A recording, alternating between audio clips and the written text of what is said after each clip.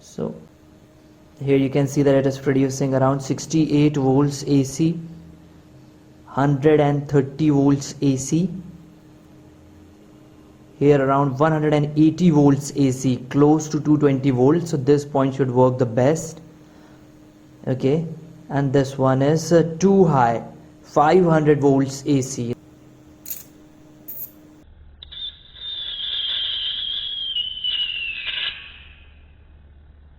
Very high, very heavy spark. The voltage is very high, it is going to destroy our appliances.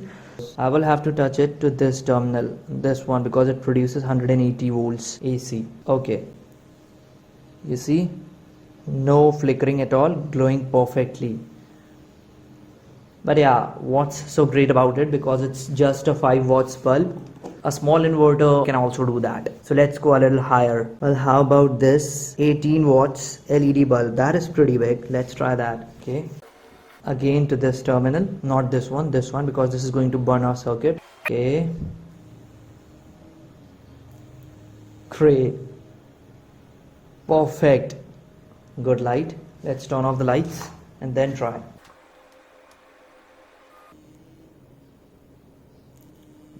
Wow, pretty good. But then again, let's go a little higher. So guys, how about these? The celebration lights, connecting one wire over here. And like turning on the inverter. Well, this might just shock me because the insulation is not thick enough. Let's use this. Okay, this should do.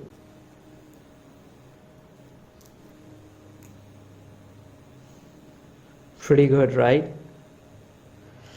I would really like to see, if I touch this terminal to this one, how bright it will glow. And this has no circuit at all.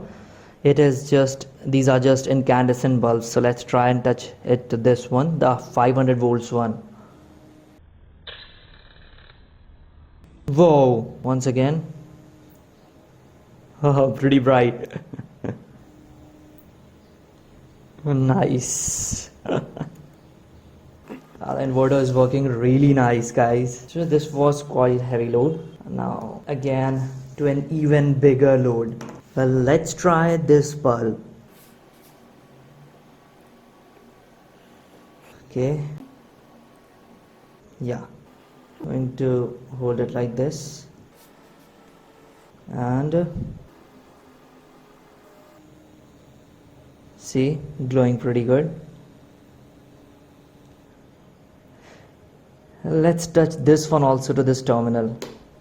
It's going to produce higher voltage. Let's see if it glows brighter. Whoa, pretty good. Very bright. Well, now guys, let's go to the final piece of bulbs, 100 watts bulb, Philips. Okay, and yeah, I have a holder for this one. Okay, keep watching the screen, guys. It's very light, a little brighter.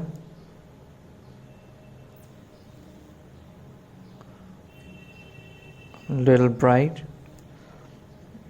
more. Haha, full brightness.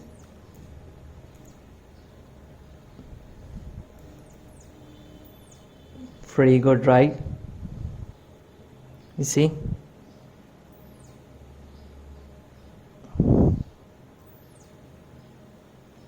Cool.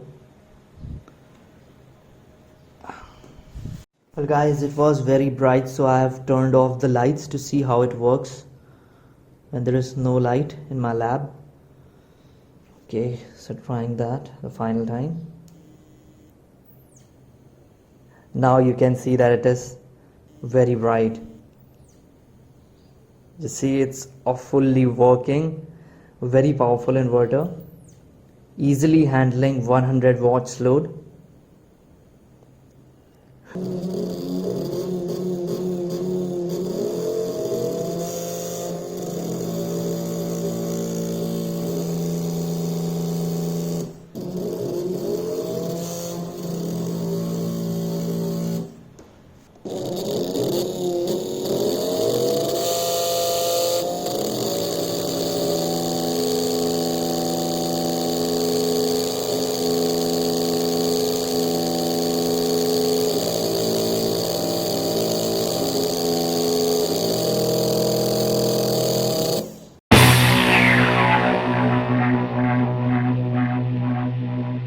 Hi guys, welcome back to my channel Mr. Electron, and today in this video I'm going to teach you how to make an inverter. So let's start with the power transistor that I'm going to use in this project. Here you can see ST13009 power transistor. I'm going to use 4 pieces of these. Okay, if you don't get these or don't have these, you can also go for this MJE13009 power transistor. Works just the same. And I'm also going to use this circuit, inverter circuit, that I showed you in my previous video. If you haven't seen it yet, link will be provided in the description, so don't forget to check it out.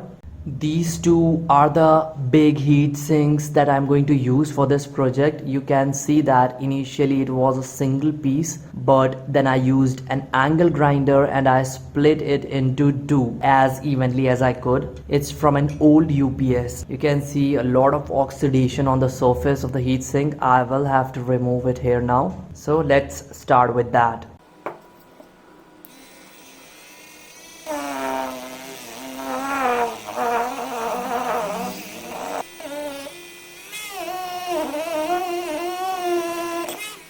Well guys, the surface cleaning process has completed. It's time to place the power transistors.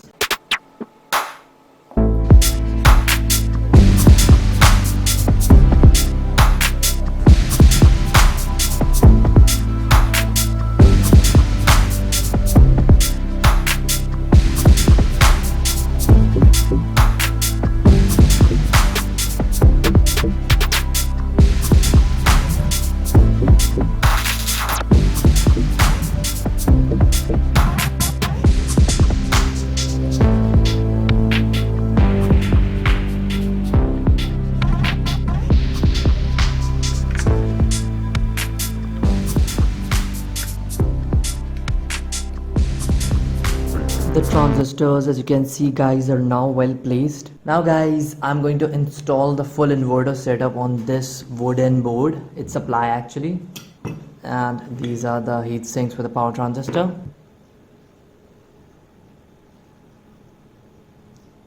One piece, yeah. Let's drill around 2 holes, on here and the other one on here. Next, for this piece, one here, the other one here. Okay.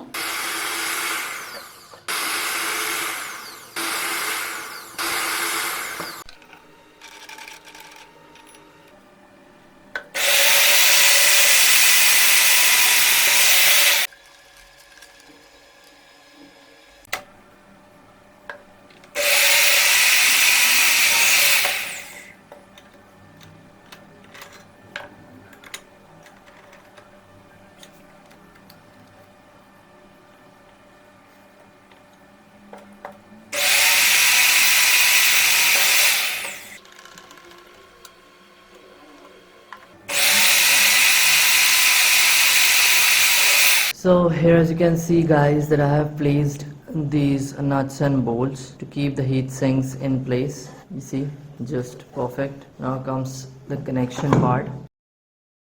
Here guys, the 2 transistors on this heatsink are going to act as one big transistor, and same for this one. This is one transistor, both will be connected in parallel, and these two also will be connected parallel. So the lowest terminal over here, you see this one, this is the base, you see, and this one is also base. So what I'm going to do is I'm going to move it like this. Okay, same for this one. Yeah, so here as you can see that I've bent the base terminal like this to connect them in parallel and separate it from the collector and emitter. Now base for these two, this one, upper one is base for this one, and yeah, base, yeah, base, collector and emitter. So guys, here I'm going to use this green wire as base, which is this one and this one. I'm going to short these two.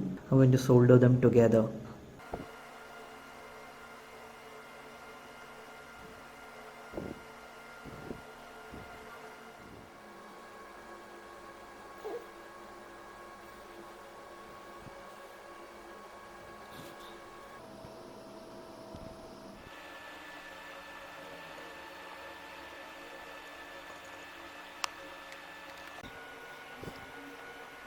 Guys, as you can see that I'm using green wire for the base, red for the collector, and I'm going to use black wires for the emitter terminals. Now guys, here I'm going to connect the black wire as the emitter. Okay, one terminal connected, second terminal also connected, remaining is the third and the fourth terminal for the emitter.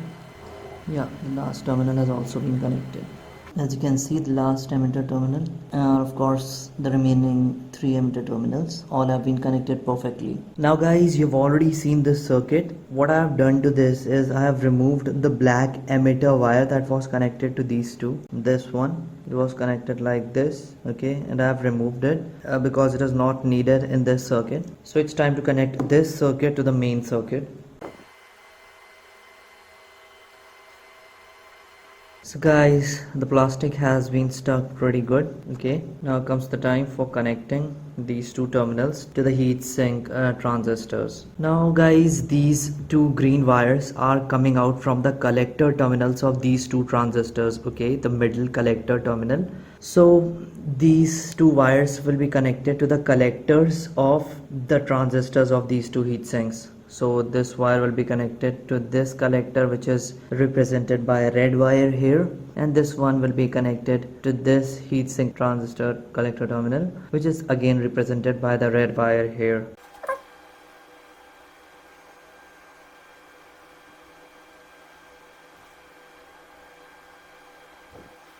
This is the red wire. I will have to stick it to this one.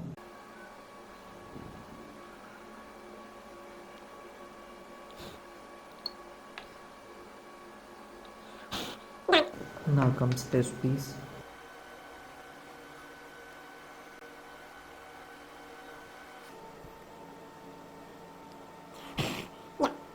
So the collector terminals from these two transistors have been connected to the collector terminals of the transistor on this heatsink and the transistors on this heatsink. Now remains the emitter terminals here. These two also have to be connected. Now guys, these green wires that you see, which I had connected initially, which represented the base of the power transistors on the heat sinks, these will be connected to the emitter. Okay, this much is the size. Again, this much is the size. So done. So the green wire is done.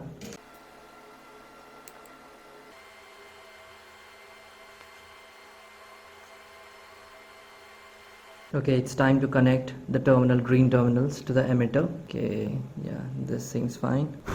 Yeah, done. Now this one.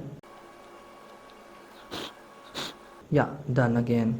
So guys, the circuit is simple enough. This is the driver circuit involving no IC but only transistors and resistors, and this is the main high current handling circuit. Okay, it is responsible for taking high current from the batteries and giving it accordingly to the input side of the transformer. So it's quite compact and robust, and we are done with the making part of it. So starting with the transformer placement. Yeah, this seems fine. And about these wires, the black ones, big black wires. So to the thick black wires, these red wires will be connected, the collector wires. Okay, let's connect it like this. It's not going in. Yeah, one connected. Now comes the other black wire and the other red wire. Yeah, that also done. So the collector wires have been connected to the transformer. So with that being said, let's place a battery. So again, I'm going to use this 12 volt 7Ah battery, because what's an inverter without a battery? I could use a 12 volts power supply, but this represents an inverter better. Okay, so starting the connections. First comes the positive terminal, this one. Okay, and the batteries are really used ones, like around 6 years or 5 years old. Anyways, the positive center tap terminal of the transformer has been connected to the positive terminal of the battery. The 220 volts output terminals are here, although these two wires are going to produce much more voltage, around 400 volts. But the good thing is that we have tappings here to control the voltage according to our requirements, and this being the negative terminal. So starting with the multimeter first, okay, pointing it towards 750 volts AC. Well, I've connected only one wire, and I'm not going to connect the blue one, okay, because I'm going to check it tapping wise, like the voltage is here and then here, then here and then here. this way you can see all the better. So connecting the wires. Okay, yeah, inverter has started. I can hear the sound. So here you can see that it is producing around 68 volts AC, 130 volts AC, here around 180 volts AC, close to 220 volts. So this point should work the best. Okay, and this one is too high, 500 volts AC. That is why I said I'm not going to use this blue wire, because the voltage is too high. Okay, so you're seeing the voltage. I will show you one more thing, what happens if I short the two terminals, or the spark level, whatever you may call it. You see,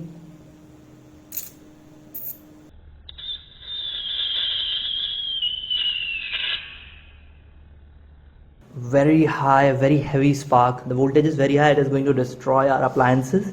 So not useful at all. At least for an inverter project, we need a max of 200 to 300 volts, not more than that.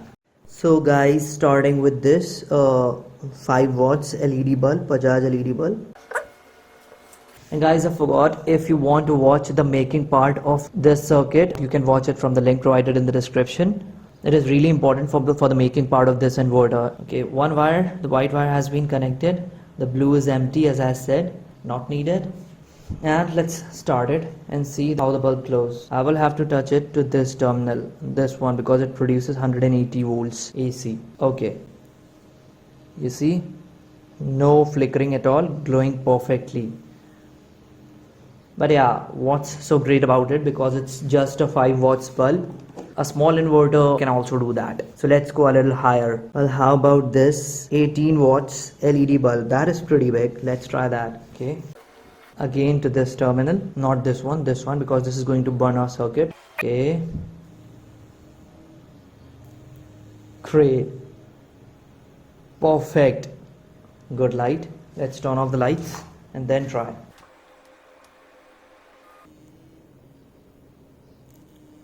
Wow, pretty good.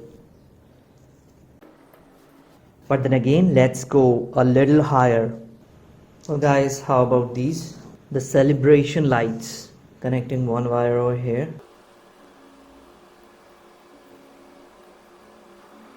And like turning on the inverter. Well, this might just shock me because the insulation is not thick enough. Let's use this. Okay, this should do.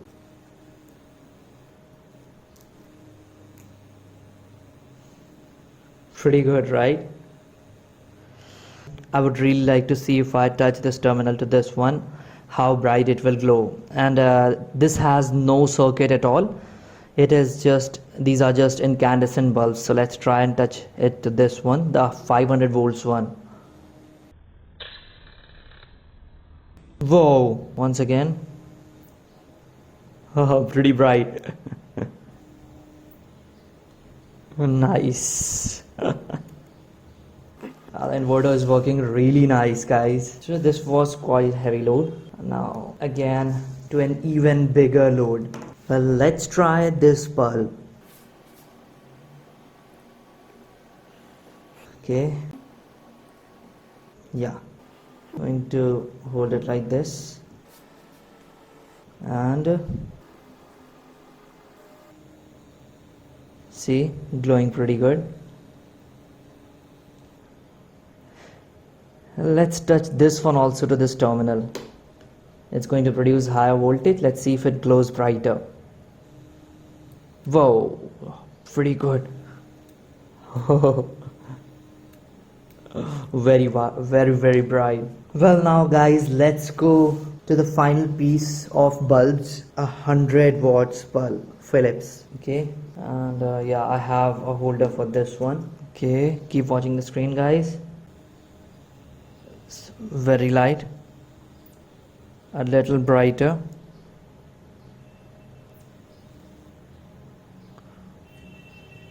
a little bright, more, haha, full brightness.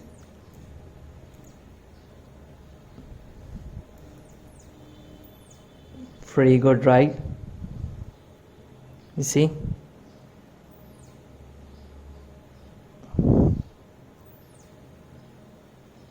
Cool. Well guys, it was very bright, so I have turned off the lights to see how it works when there is no light in my lab. Okay, so trying that the final time. Now you can see that it is very bright. You see, it's a fully working, very powerful inverter, easily handling 100 watts load with a very old battery. The inverter is working really nice, guys. And there's one thing that I'm thinking about is why I've connected this blue wire. I'm going to remove this blue wire and connect it to this tapping point, because this one is this is the one that I need the most. It is producing 180 volts. Yeah, this one connected to this tapping point. Let's check it if the connections are working perfect. Yeah, perfect. Now guys, many of you might have already seen this one. It's a universal motor from a drill machine, 350 watts. So you might have watched many videos about inverter making, but this inverter is really special. It has no IC or microcontroller, but still the output is almost sine wave, because of which it can also run motors. You see?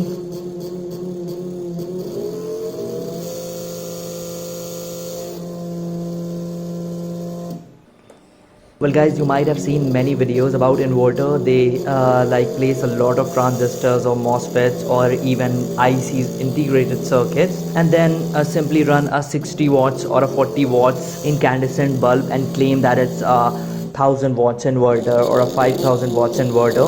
But if an inverter can actually run an inductive load, a motor, then it's a good inverter, okay, as this one.